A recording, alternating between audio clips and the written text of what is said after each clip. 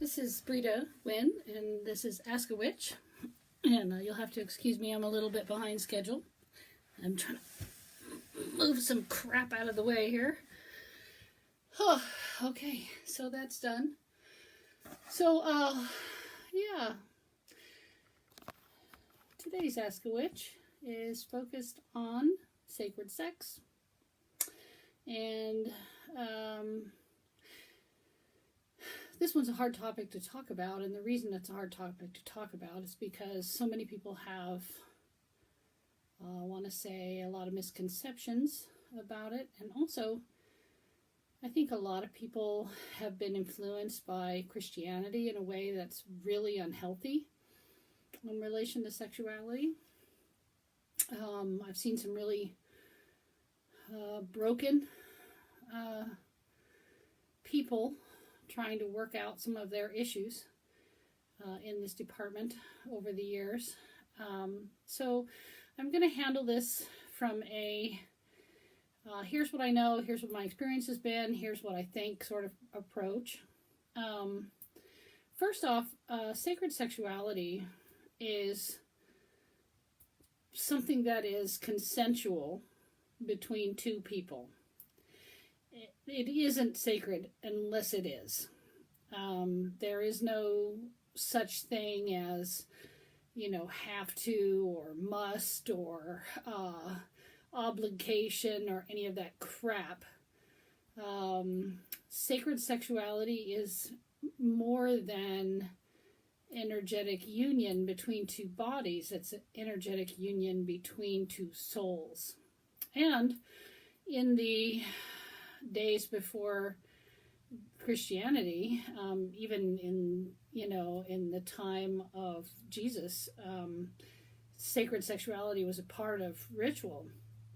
I'm pretty sure that he was very much involved with sacred sexuality with Mary Magdalene, who, by the way, was not a whore. She was a priestess of another tradition, and the arrangements between the two families were to unify the two religious structures. And so, yeah, it was a part of, it's part of some of the Gnostic stuff, definitely talked about in there.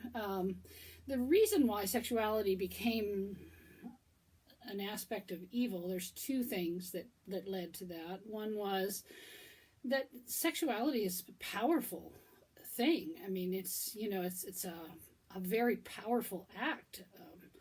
Sexuality between two people that aren't even paying attention that much can produce another person.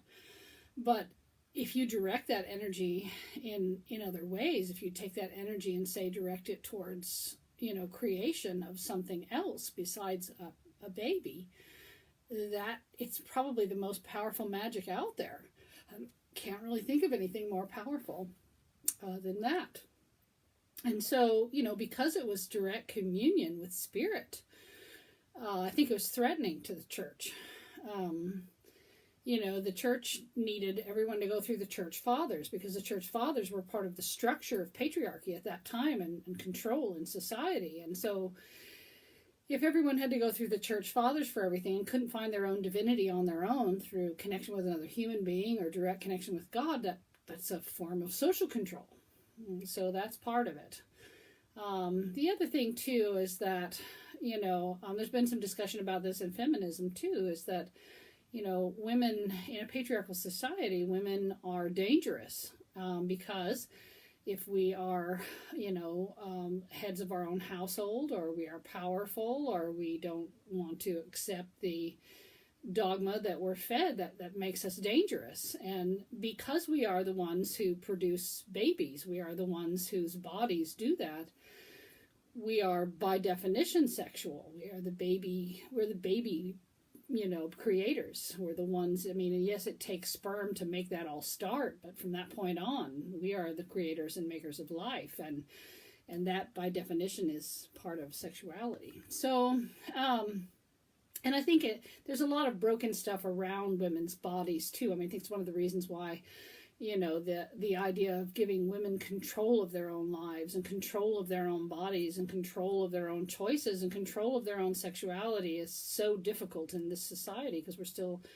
under that Inquisition mindset that women are the source of evil, and they're a source of evil because they're the temptress. They're the ones who, lure men into, the evil of their, whatever. It's so stupid. Anyway, so I've been to a lot of different experiences in relation to some of this stuff. And one of the things that I do know is that in traditions that have not been tainted by Christianity, and I meant that on purpose, yes, tainted, I have seen other traditions of sacred sexuality and sacred magical work between people, and between two people. It doesn't necessarily have to be male and female. That connection can happen between any two people. It is not viewed the same way in many other cultures that have an aspect of that sacredness that is partly physical and also partly metaphysical. We have it because we've made sex a sin here in the West, and so we consider any kind of ritual sex to be like in a whole nother category of sinful in the Western world. Now, mind you, I've been a pagan for about 40 years. I could say that I started studying Wicca about 30 years ago. I kind of grew up feeling magical. My grandmother practiced a lot of magical things and I wouldn't even really call it circle, but she did what she called moon observances, and she always talked about the sacred connection she had with my grandfather. And so I kind of grew up with a different view of things. My dad, though, when my mom married my dad, he was Catholic, Eastern Maryland Catholic, and his approach to sexuality is that it was absolutely a sin, that sin would lead, that this sexuality, that women could lead men into Satan, into hell with their sexuality. And that, there's a lot of evil to be found there. And I don't know, I just never really bought it. I had a hard time buying things like, that God's a sexist or a racist or any of that kind of stuff. And that shit didn't really fly with me either. And I knew that my mom and dad were really sexual because I shared a wall. So I think that some of that causes a repression, which causes sexuality to come out in weird and ugly ways. In the pagan community, I've been involved in a number of different communities, some of which are sexual, have much more sexual openness than others. I think my longest religious association was with Anavan. And Anavan is a polyamorous community that's very, very open about sexuality. Like at Beltane, the May Games are very sexual, and they're all done naked. And outside the Beltane circle, there are bowers where couples can go and be alone and, have their sacred sexuality while the circle commences. So the Great Rite is done, in a private space, but outdoors. There is a lot of openness in terms of interaction between people who are not married. If you are polyamorous, that means that not that you just have sex with everyone else. It means that you love more than one person, and being in a very tight-knit pagan community can definitely produce that. What I found was that most people that I had met there, even in that very sexually open community, had never done the Great Rite or didn't really know how to enact it. They had done the symbolic, of course, but nothing beyond that. And I went to a talk on it at PantheaCon about 10 years ago. And the first thing the woman did, who was a facilitator, she got up and she, said, okay, everybody in here who's actually done the Great Rite, she said, how many of you know about the Great Rite? And raised their hand, and except for one or two people. And then she said, how many of you have actually ever done it? And 2 people raised their hand, her and me. And there were about 100 people in the room. And so...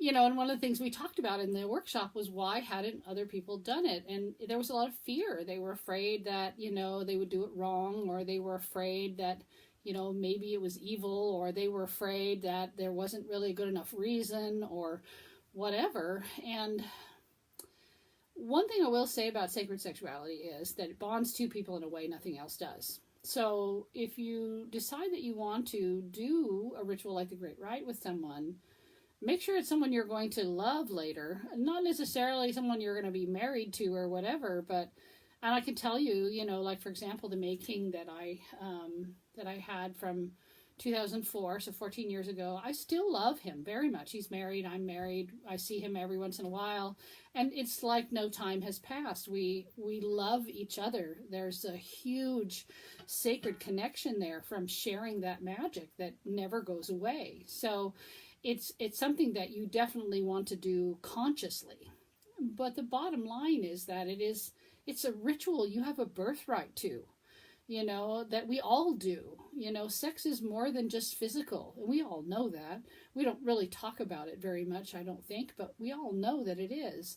And when you're conscious of those other aspects, those other elements of physical connectedness and soul connectedness, it can be unbelievably powerful. And it can also produce a lifelong connection. And so, having looked at a lot of the aspects of sacred sexuality in communities and in covens and things like that, I think that I have seen some situations where there were people that wanted to engage in the Great Rite who weren't really ready or didn't really understand or didn't really, they didn't really care what the energetic connection was. It just sounded like something that would be really cool to do. And it is really cool to do, but again, you really kind of want to make sure that everybody's on the same page. Like, here's the thing. Say you want to have sacred sex with someone and they're not completely conscious or plugged into what's going on, and you are. It's a really weird energy for it to be like that.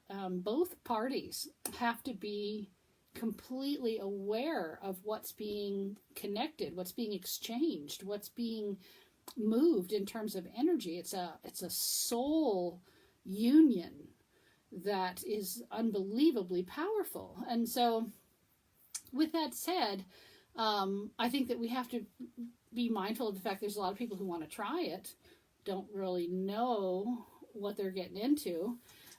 And so they get scared or they don't feel comfortable or whatever. The other thing is that it is absolutely unacceptable to try to pressure someone into it. I had heard some word about a coven in Sacramento that, they had made some rule that when you reach a certain level of initiation that was required to do the Great Rite with the high priest. Now, I am not convinced that there haven't been situations like that in the past in other covens. I think that it's in a patriarchal society that's using a goddess religion in that way. I think it's something that can happen. I do, and I think it's unexcusable. I think you probably get some crazy karma for that. But I think that some people who are broken around sexuality maybe use that as a way to get what they want or to claim power over another person or things of that nature. And so I think that the rituals that go with the sacred sexual connection have to really be observed. And one of the things that I really loved about looking at, there's actually a section in The Witch's Bible by Janet Farrer and Stuart Farrer that has a whole invocation, which is really beautiful. And one of the things that I found in practicing the Great Rite is taking a moment to say the words, just like when you're doing a spell and you have things that you want to say because it helps to move the energy. It's the same sort of thing. I mean, because the Great Rite is a spell. Sacred sexuality is like a spell. It's done, for communion between two people energetically and spiritually, but it's also done for the purpose of, growth or for the purpose of movement of energy for some other purpose. I mean, there's not really rules about what it can be used for. It's a holy communion. And honestly, I was thinking about this earlier. I was thinking, the Catholic Church has got us all convinced that, some bread and some wine and they'll be happy. Yeah, I'm sorry. That's a pale, substitute for what the Great Rite is. Even the knife and the chalice. But there are situations where that is appropriate. For example, if I don't want to have sex with someone I'm pairing up to do a ritual with, I want to do ritual with them and I have perfect love and perfect trust, but I don't want to have a physical relationship with them, then doing ritual with them and doing the symbolic Great Rite is perfectly appropriate. I also think that we have to be mindful in the modern world of how we use and do the great rite or do sacred sexuality, because it's very, very powerful, and you're not going to be paying attention to what's going on around you, because you're going to be so sucked in to that union that that's going to be your whole reality. You aren't going to be mindful of children, things like that. So you really want to make sure that you're in a space where, you know, your privacy is, you know, assured, your focus is on what you're doing, and you're not going to get interrupted or break any laws or anything like that. I mean, I think that we have to be mindful of those kind of things too. I have seen, as I said, some very broken people in paganism, and I'm sure that there are broken people in any aspect of sexuality that is religious in nature, because it's very, I know it sounds funny to say that it's seductive, but it really is. It's one of those kind of things that you think, wow, you know, sexuality is so amazing to begin with. We take it to the spiritual level and it becomes absolutely profound and even more powerful than it already is on the physical level. That's, I think, something that anyone who's spiritual is going to want. It's something that anyone who's spiritual is going to want to experience. I know that I really wanted to experience it, and I've experienced it a few times with a couple different people. And I can tell you that those people are lifelong connections in my life. There isn't any way I'm ever going to have them out of my life. There are times when, you know, I'm not exactly happy with them, or there are times when we're not really super close because we're busy doing other things, but that connection is always there. And so having sacred sexuality with another person, it's like having a kid with another person. You know, once you have a child with someone else, there's still always going to be that connection there with that other person who's the father or the mother of that child is always going to be in your life as long as that child is, and that child is probably going to be in your life your whole life. So the sacred sexuality, sacred great rite, is that kind of ritual that it lives in you, both of you, forever.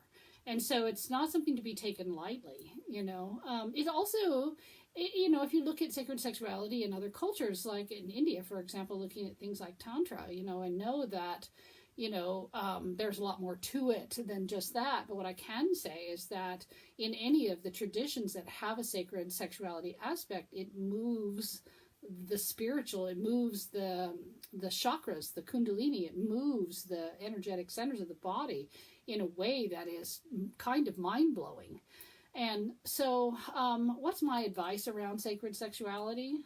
Well, I would say that, first off, make sure that you pick someone to have a sacred sexual ritual with that you love, that you care about. Not necessarily someone you'll marry or even someone that you're in a relationship with, but someone that you love, someone that you will probably love for the rest of your life no matter what happens, because that connection will always be there.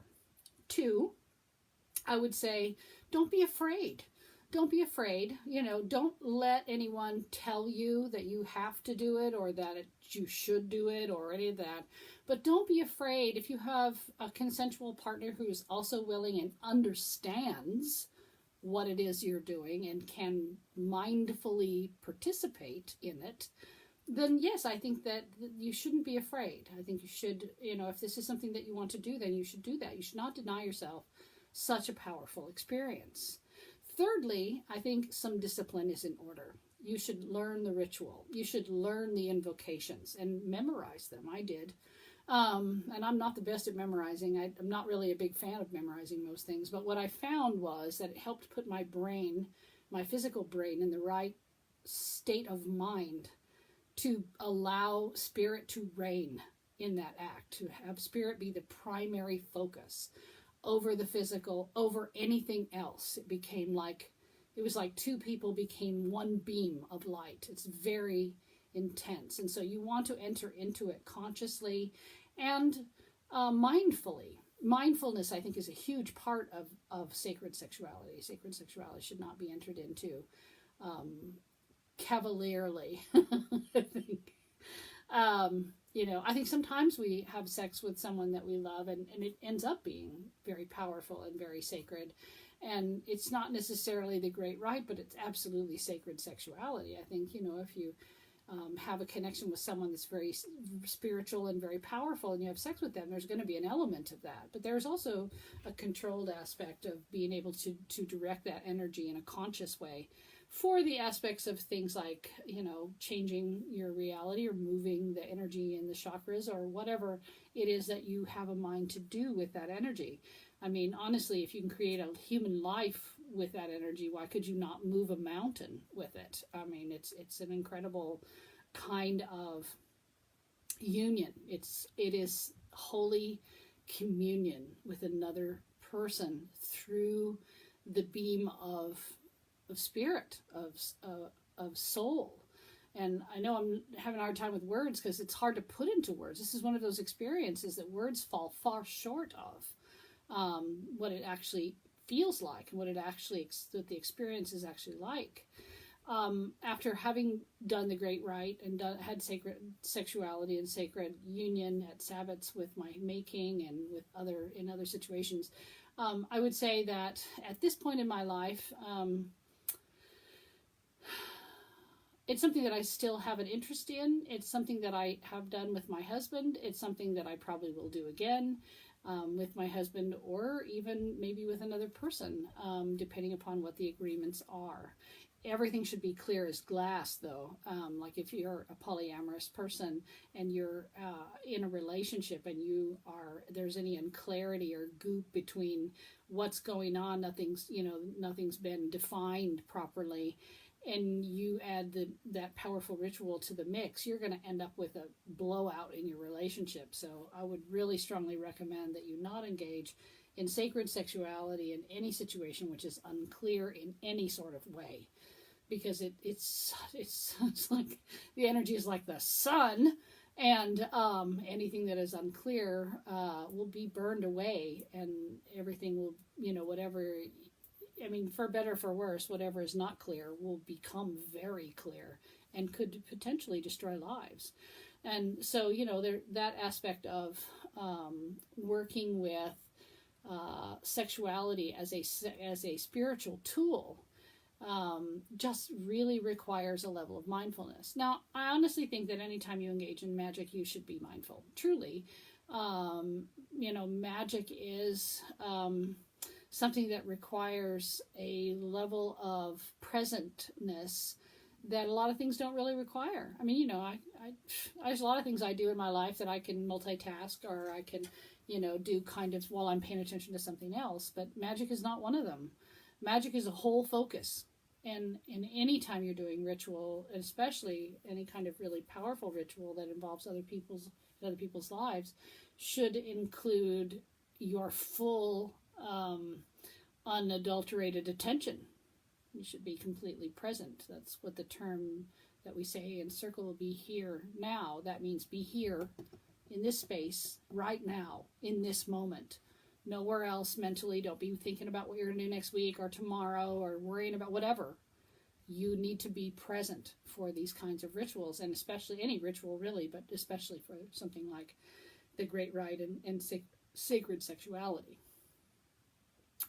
So, also something else, just as a side note, if you're young enough to procreate, you probably will get pregnant. It's just, when you invite the god and goddess into your body and you allow that energy to commingle into a union that is profound, I'm sorry, but there's no condom in the world that's going to keep you safe from pregnancy. Pregnancy is a part of it. It's how I got Lily. And so, I'm honestly, be mindful of that. If it's, unless you're physically altered in some way, or you're in menopause, or something of that nature, the organs are no longer there, whatever, there is always that risk, because it's so, so powerful. And I know, you all know Lily. Lily's a very powerful, magical being, and I honestly don't think she would have come into the world any other way but through that act. And so that's how she got to be here. And so, I remember talking to Janet Farrer about it, and she thought it was funny that I was surprised, even though I had taken precautions. And she thought it was funny that I, was surprised that I got pregnant, because she knew the power of the rite, and I didn't as much then, but I do now. And I'm not sorry that I made the decision that I made, but I will tell you that you should be mindful of that if you are not in a position to, deal with a pregnancy. It is part of that energy. It can happen anytime, of course, that two people have sex if they're male and female and fertile. But in this situation, I think souls want to leap into that energy. I mean, that's just how it is. It's like a beam of light over here, so it's going to happen if there's a soul nearby that's looking for that energy. So let me just stop for a moment. I think we're at 6:58 and see if anybody has any questions or comments or would like to include anything into the discussion. I'd be happy to hear from you, or if you have anything to add. Certainly, after I log out, you can, put stuff too. But I think it's an important topic to discuss because there's a lot of people who don't really know what it is and are a little scared of it. And I think partly because of all the guilt our society puts on sex is bad and sex is evil and sex is dangerous and all those things, that they still come from the time of the Inquisition, and they're still a part of our society. And even pagans, many pagans who aren't even a part of that Christian craziness, still buy into a lot of that. They somehow feel like, well, ritual is one thing, but sacred sex, I don't know about that. But you got to realize that our pagan ancestors celebrated sexuality, celebrated it as almost like it was like a worship, it was something that was done, to celebrate the joy of being in a body, to celebrate life, to celebrate fertility, to celebrate creation. And it was not looked upon as bad or evil or dangerous or any of those kinds of things. It was simply like eating really good food, it was part of life. Sexuality is a part of life as much as eating is and sleeping is and all the things that we do every day. Sexuality is a part of that. And so they didn't have all that crazy around that.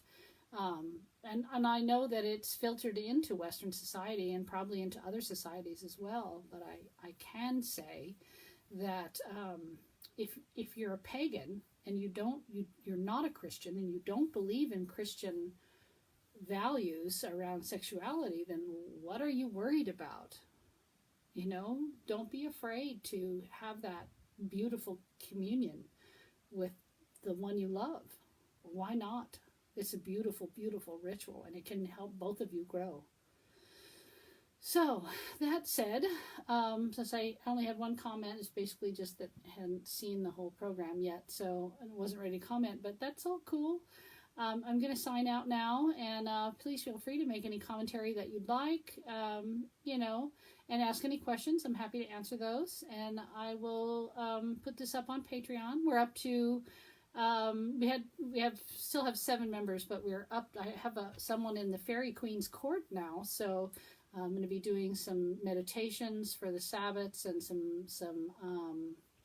some consultations and things like that. So the Patreon is growing, and I'll be continuing to put Ask a Witch there so that you can watch it there if you want to watch it in HD. And hopefully you got something out of today, and I'll see you next Monday for the next Ask a Witch. All right, have a good evening.